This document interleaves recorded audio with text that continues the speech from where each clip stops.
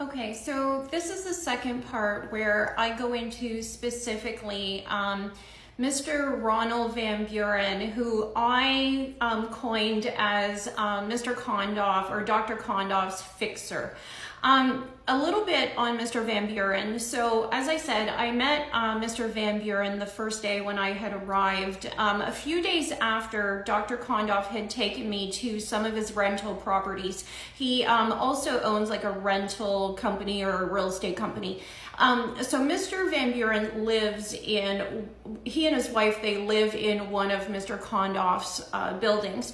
When we were visiting that building, they were walking me through a unit, and the owner was not there at the time. And I remember they walked me through several units.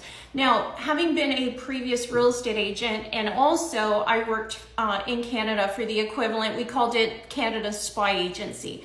So I say that because there was one apartment where in the middle of the apartment, there were it was like wall-to-wall computer screens. And I remember kind of making a face because in my experience, there's only been like two types of people that normally have that kind of a setup. Usually you work for the government, or perhaps you're like a trader, you know, you're watching like investments and all that kind of stuff. And so Ron Van Buren would have said to me, he said, young guy, works for the government, wink, wink.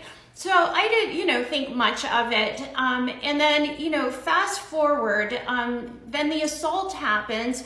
And what I noticed, and this is probably 20 different emails, it didn't matter if it was personal. It didn't matter if it was, a dental related.